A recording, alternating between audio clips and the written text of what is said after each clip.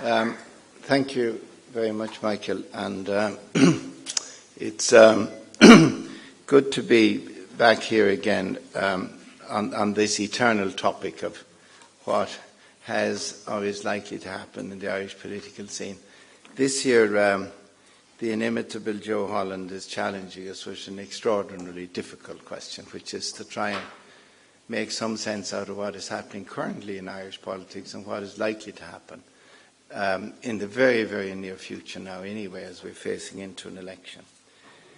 So I was drawn to speak first, so I don't have the benefit of hearing what my illustrious and extraordinarily distinguished and experienced fellow speakers will have to say. So, however, I'm going to start with a quote from somebody who is equally august as Joe is, the naturalist philosopher George Santayana. His words are inscribed over a flying sculpture which is set against a vast array of monuments and headstones outside in the concentration camp at Dachau. And the words that are inscribed above this sculpture for all of our benefit are, "Those who do not remember the past are condemned to repeat it." So it's in that context I'm going to try and address this particular question. One of the greatest indicators of the future and our ability to influence it is our knowledge of the past. So if we want to know what we're likely to do in the future, you start by, it's not a predetermined, you start by looking at what we have done in the past.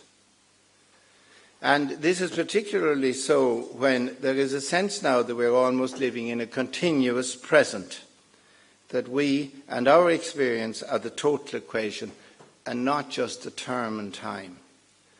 But you will all have remembered the Philae lander would never have come back to life with a tweet from that comet. And even this week, we wouldn't have got a look at Pluto without Neil Armstrong and Buzz Aldrin taking man's first step on the moon on this very night in 1969. So yes, we are emerging now from a severe recession, as the chairman pointedly referenced, not everywhere and not equally, but certainly not either for the first time in our history. And when faced with circumstances similar in the past, how did we react? What did we do? And how did we do? Well, let's take a brief look at that and then ask, are things different now? And perhaps see if we can draw some tentative conclusions. At best, at this point, tentative. Our state will soon be 100 years old, and perhaps we'll collectively get some kind of a check from our president. And the state got off to a solid enough start. It was very difficult times, conservative economically and politically, as was the orthodoxy of the day, made significant progress in setting up a functioning democracy, and even brought a spirited, even adventurous approach to economic development, as shown by the start of rural electrification and the Totemic Ardna Crusher project. The politics of the state, though, then were austere, dominated by civil war issues, and like other countries, our infant state was buffeted by the international recession triggered by the Wall Street crisis in the late 1920s. But the state also saw a government taking steps that they saw necessary to limit the damage of that crisis and to control the situation, without indeed much regard for themselves and the inevitable political fallout of the actions they took, some would say showing a degree of political naivety even for that time. And the inevitable occurred, and during the 30s a more popular form of politics began to emerge. There were a huge set of issues around the Anglo-Irish Treaty, including older people here will remember, or those who still study a bit of history, the ports issue and the land annuities payments question. And on the social side, there was a growth in issues around the relief of poverty and helping the unemployed. And there was a new government which was well to the left of its predecessor. And a government which indeed had more an eye for what the voter liked than its predecessor, and perhaps, and that would be less on what needed to be done. But that is a value judgment, and people can have different views on that. But the actions of the Irish government at that stage on land annuity payments, which, as you remember, were not paid to the British government, which had put up the money to buy the land in the first place, but was taken by the Irish government, paid to themselves, led to a huge conflict between Ireland and Britain. And that, combined with the general rhetoric of the time, led to the economic war in the 1930s. And that war intensified the isolationism that had characterised Ireland during the 30s and 40s, and itself derived, in a way, from the thinking of the early Sinn Féin and Arthur Griffith, what the name came from Sinn Féin, ourselves alone, or whatever other version you would put on it. The Second World War then copper-fastened that reality, reinforced the policy of supporting often inefficient native businesses while imposing tariffs on imports, thus effectively pricing them out of the market when in competition with local products. For its part, the population at large accepted what was a harsh and frugal existence with remarkable stoicism and, for periods, minimal expectations. It was seen, certainly in many ways, as our lot in life. We were assured by our leaders, political and clerical, very importantly, that a better fate awaited us in the next life.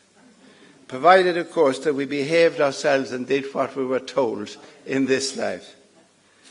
And if God was for us, who could be against us? And anyway, who were we to demur from what our leaders told us? It was a strange time in Ireland. Until the late 40s then, there was nothing like a revolution in the streets or in the ballot box. In 1948, the voters rebelled to a certain extent. They put the De Valera's government out of power after 18 years, and after 16 years, but they failed to settle on any alternative model of government. The 1950s were a boom time in the Western world, with post-war reconstruction everywhere. American aid through the Marshall Plan, so on, flooding the continent with capital into the various countries. But Ireland, still in the grip of protectionism, we scarcely noticed that this was happening, except for the mass emigration of our people to build the infrastructure and industry of others. Our boats and sometimes our planes were busy, but not much else, as many young men and women said goodbye in that period. And in their absence, however, political life was volatile. Governments changed in 48 and in 51 and in 54 and in 47. 4 changes of government in 9 years. And that was a new experience at that time. And there are some similarities between 48 and now. For example, a proliferation of parties and numbers of prominent independents. But it was in the 60s then Ireland experienced its first hint of growth and prosperity in the modern sense. We did the Hucklebuck, and we undid, albeit belatedly, protectionism, starting with the signing of the Anglo-Irish Free Trade Agreement in the early 60s, and conclusively when we joined the European Economic Community in 1972. Tax-free exports were embraced, and welcome was given to inward investment, and that began to change the self-image and the expectations of most people, strengthened further by the universal secondary education, which arrived, better health services and better housing conditions generally for the population. By the early 70s, Ireland seemed set for long-term growth, better working conditions and better living conditions. We were enthusiastic members of the EEC, and money was flowing into our farmers, particularly through the agricultural policy, the Common Agricultural Policy. Social legislation, aided by the European Social Fund, rapidly was changing our society, generally speaking, I would say, for the better. And after 16 years, again, there was a change of government, and many of what were then seen as the best and the brightest were brought into our Parliament. And we even discovered around that time deficit budgeting, as Keynesian economics was being pursued. It was a time of optimism and growing confidence, a feeling almost of what could possibly go wrong. Well, far away something went very wrong, and that was the Arab-Israeli war. And for a while at tea time, children took the tops of their soft-boiled eggs to the soundtrack of the glamorous name of Moshe Dayan, who burst upon the consciousness of a generation. The war led to the first two world oil crises, which struck Ireland hard in the early 1980s. In the grip of the crisis, the government reacted again resolutely. They took strong action, necessary action that was right, but action that was at the time very unpopular. You will all remember the Frank Hall programmes, the Minister for Hardship, Richie Ruin, and all the rest of it. Some of you would remember it. A lot here won't and don't. But the economy survived, and it even grew again. But the government didn't. It was swept away in the most blatantly populist election the country had ever experienced, certainly up to that time. It was the unrealistic 1997 manifesto of Jack Lynch's Fianna Fáil government, a party determined to get back into power after they'd lost the election in 1973. The extravagant gifts and elaborate promises seduced the electorate and gave Fianna Fáil a huge overall majority in Dáil Éireann. It was a case of hello Jack and bye-bye Liam. Liam did the work, battling the recession, overcoming it, but at the same time, it was nice knowing you. That was the reaction of the Irish people then to that particular battle recession. Populist policies then took over in the late 70s. Bad management of the economy unleashed raging inflation, rising interest rates on homes and businesses across the country. The addiction to popularity and populism saw the government ignore doing what was right in favour of doing what was pleasing to the electorate. Again, a value judgment, and everyone can have their own opinions on the reality of what I've said there. And for that political pleasure, we settled into the pain and suffering of the protracted recession of the 1980s. And until the second half of that decade, a government reluctance, even phobic reluctance, to take the corrective action. Action was delayed very, very many years at that time, which led to a great prolongation of the recession that we suffered. And bear in mind, in that 80s recession, employment in Ireland went down to 1.1 million or 1.15 million of workers in Ireland, whereas in the depths of our recent recession, it didn't go below 1.85 million, to show you the relative severity of the 80s recession. But by the mid-90s, another recovery was well underway. Budget surpluses reappeared with productivity backing them, and so were living standards improving. However, lower personal and capital taxes did not deliver wage restraint in general. And after the year 2000, particularly inexorable increases in the public cost base eroded our competitiveness and undercut the strength of our economy. And social partnership, instead of controlling, tended to feed the appetite of the public spending monster. That was one of the interesting facts that emerged from that period. Productivity gains were replaced by a building boom that became a bust by 2008. In the period leading up to the elections in 2002, for instance, between 1 and 2, 25% was added to public spending, and another 25% was added in the run-up to the 2007 election. So you can see the extent to which the electoral cycle really blew the public finances, and all of that was depending on that building boom to last forever, to keep paying the bills that were created. The bills were of a long-term character, whereas the source of income then were of a very short-term nature. For the second time in 2 decades, the government, by commission and omission and addiction to populism, destroyed healthy growth and ultimately driving the economy into the cataclysmic collapse we have all experienced.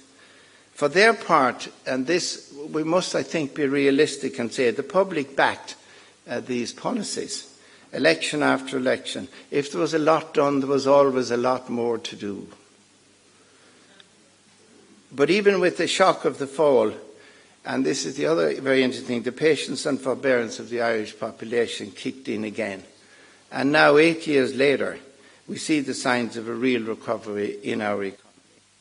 Significant growth in employment, even spectacular growth in recent years in employment. Prospect of full employment by 2018. We see again the prospect of improving living standards and quality of services.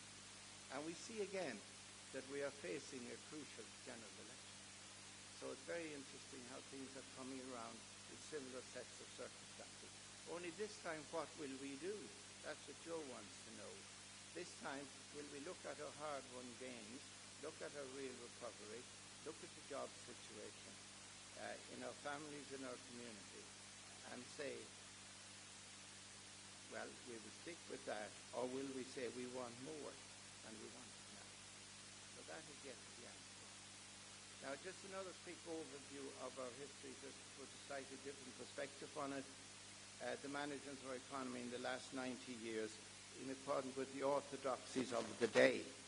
Initially, the orthodoxy was the Sinn Féin concept of protectionism, and that combined with Eamon de Valera's concept of a frugal and a God-fearing existence gave us that very protective, secluded society for a very long time. That had its uses in the 30s and particularly in the 40s with the Second World War. But we held on to it too long and too enthusiastically, and we missed the decade of the 50s virtually completely from the point of view of our capacity to open and grow our society and our economy. In the 60s, we embraced enthusiastically the new orthodoxy for us of Keynesian economics, but we employed the counter-cyclical strategy, which it is. We applied it very uncertainly. The theory, as you know, proposes borrowing and spending in recession to recover and reinvigorate the economy, but to replenish your resources by prudent policies when times were good. However, we tended to borrow and spend enthusiastically on all occasions, and that led us to long and difficult recessions. In the late 80s and the early 90s, we discovered another very useful orthodoxy in social partnership, and that played a key role in the planning and delivering of the Celtic Tiger period of recovery. However, for whatever reasons, it failed to take any actions to avert, or possibly didn't recognise, according to politicians we've said recently, nobody at that period recognised things that were happening at all, but never recognised the fatal flaws that had built into our public policy. And we took an enthusiasm, great enthusiasm was applied to concepts like benchmarking, and without seeing the potential flaws and where that was inevitably leading. Like protectionism, we should have loved social partnership for what it was, and loved it enough and understood it enough to let it go when times needed that approach. Only we didn't do that. So what does history teach us about ourselves? There are contradictory signs. It teaches, I think, that we are resourceful and entrepreneurial as a nation in building recoveries. If you look back over our history, Ireland has been spectacularly successful in very many ways. Politically, we keep our vengeance sharp, and particularly for the political leaders who manage us through recoveries, whether they're responsible for the recessions or not. That is definitely embedded in our tradition. It's also that we have an optimistic sense that the present recovery will last forever. During the Tiger years, we even began to talk about the Irish model, a new and buoyant economic life form which was impervious to gravity. And I didn't recognise that gravity existed in the world of economics at all. That was being talked about for a number of years. We have learned that at elections we develop a bit of a grow for the Pied Piper, or an ear for the siren song. And we always feel that no matter where we are now or what it is now, things can and should be a great deal better. In fact, our history tells us, by and large, that in many ways we do not learn from it. But perhaps it will be different this time. We are in a different era. Perhaps we've lost such a lot and had to suffer such a lot to regain such a lot will make us wary of the Pied Pipers on this occasion, and deaf to the siren songs, and to think twice before we enter and open another door into the unknown. Now, I have a belief that representative parliamentary democracy, and this is traditional view, cannot function effectively without political parties. I just think the whole system cannot function and deliver government without political parties, and those political parties must have agreed policies which they put before the people, and must have a system of implementing those policies, which is an effective whip system. I just take that as a given. Not everybody, as you can see from the political discourse in Ireland, agrees with that. And I think there are some elements in political thinking of the anarchist movements of the early decades of the 20th century in Europe, in some of that discourse. In 1948, we said, new political parties and lots of prominent independents. Now we have much more variety than that.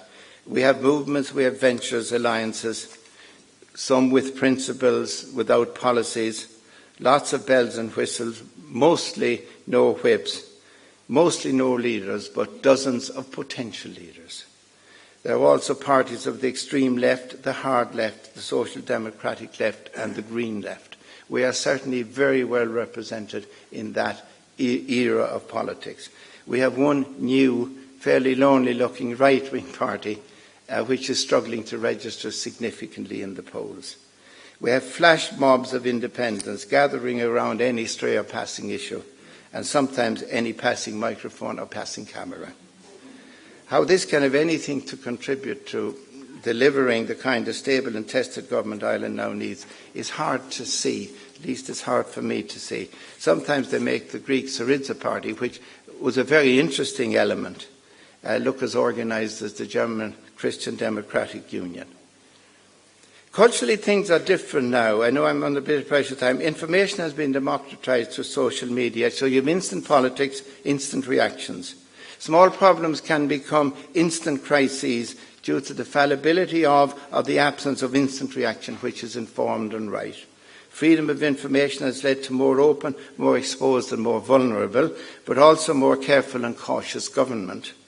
More information has not led, certainly in that arena, to better information. The old parties are under severe pressure, like 48.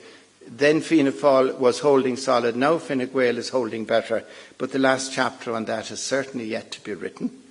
The public has not gathered around any single group of alternatives, nor anything coherent has yet been offered. The one old party, Sinn Féin, has become an important and enduring presence and a growing presence. And in a way it has, to use its own rhetoric, comparing it's almost like the Syriza of the North. And that play may have come unstuck as it struggles to define its political self to itself and to the public. Populist opposition or party of government, that's where they are. Conservative in Northern Ireland, implementing Conservative Party policies, radical south of the border. And in many ways things remain the same. A small open economy, the western on the Atlantic coast. We are bound by European rules, which are not always necessarily a bad thing. But we do need a watertight ship, a savvy crew, the ability to chart a course in dangerous currents and unpredictable weather, and an ability to find a secure port for our country and our people. Government remains difficult, complex, and if good, unpopular. Every problem has a simple, straightforward, common sense answer, which is always wrong.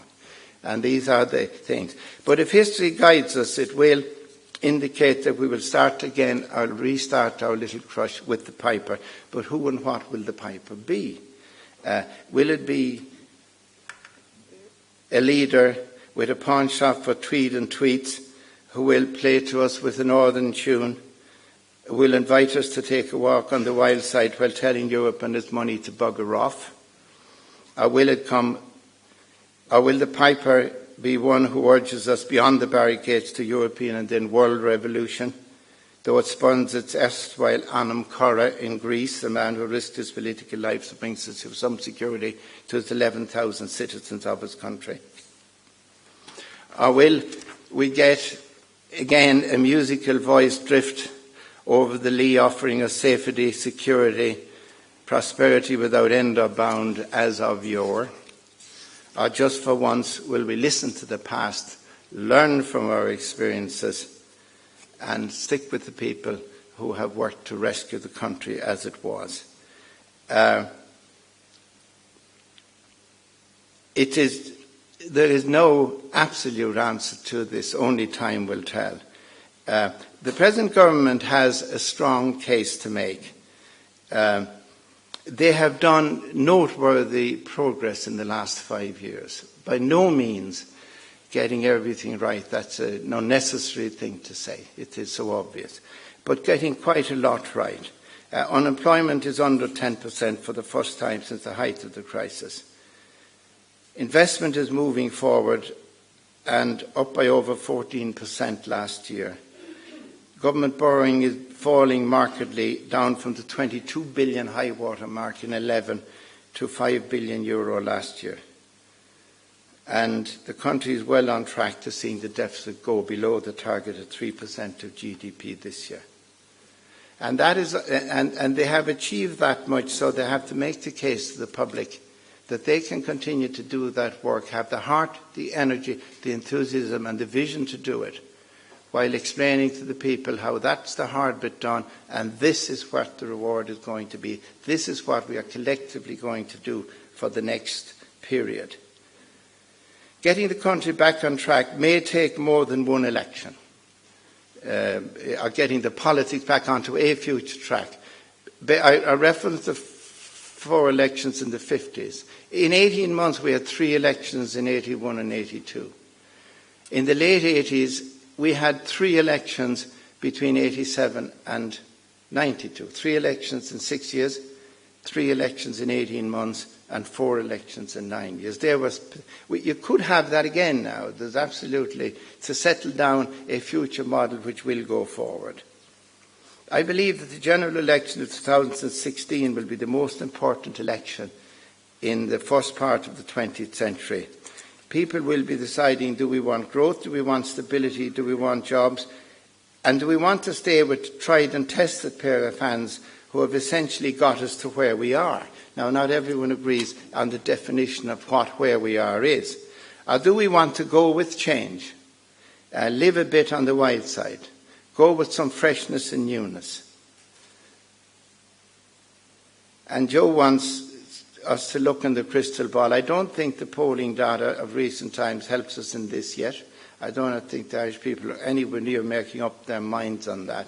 That shows that none of the traditional parties have really grasped this, and there are no traditional groupings, and that large amount of votes in the independents and others categories haven't gathered into any coherent form, and are not showing any signs of gathering into any coherent form. So I actually think myself that the state of knowledge and understanding now is such, and the fragility of our economy is such because of the burden of debt it is carrying. We can easily forget that. If there happened to be a sudden 2% increase in the bond rates we pay for money, our recovery was gone out the window, and our 3-4% of growth would just disappear in front of your eyes. So we are in a very fragile condition. And my guess is that this will be recognised and we will go for some level of security and safety in the future, however that might emerge. I think that the government can do it, provided they get the timing of the election right. And if they did something different than they've ever really done before, if they fought this election as in a government, taking the measure that they were elected as a government and given a big majority to do a job, they did it to the very best of their ability. And what they have delivered is what we have now. like the curate's egg, good and bad in spots, by no means perfect, but with great learning and stability. And if they fought the election as a government, fight it next spring, not as parties, they have a great chance of being re-elected as a government to continue and do that job. Because they could say that we have the unity, we have the stability, and look, where is your alternative? But if they fight the election in the traditional model and end up criticising, fighting one another, they lose a huge amount of what you might call that essential brand quality of stability, unity, security, and wisdom, and foresight and insight. So, will they do that? Chances are they won't. History is totally against that, because the parties end up trying to emphasise their difference more than their similarity, and forgetting the job they were asked to do by the public was together solve the problem. And I do believe there was a decision at the last election not to give Fine Gael an overall majority, because an awful lot of people did want another party, in that case the Labour Party, in with them, to give them the type of government they got. Now, Fine Gael and Labour, as people know, don't really like one another, even though they've been kind of like a bad marriage for 80 or 90 years. But that is, they are fated politically there. But they can work very well together, and together they can deliver very good results. And I think that's what they should do, and they have a very good chance. I think the parties of opposition have to ultimately try and find a way to put a credible proposition to the people, which will give us a bit of security and safety, so that all that we've achieved from the immense suffering that has gone by will not be just thrown away in another wild venture, and an uncertain venture. And we're not at a time in our history where we want to become a vast social experiment or a vast political experiment for some theoretical approach to politics. So that is it. What is going to happen? I most certainly do not know. I have a gut feel which I've explained to you. Will we go with the piper, or some piper, or will we go with the tried and tested? The question is, will we look back and learn, or will we go with our hopes of the future? We want it and we want it now. It remains to be seen. Thank you very much.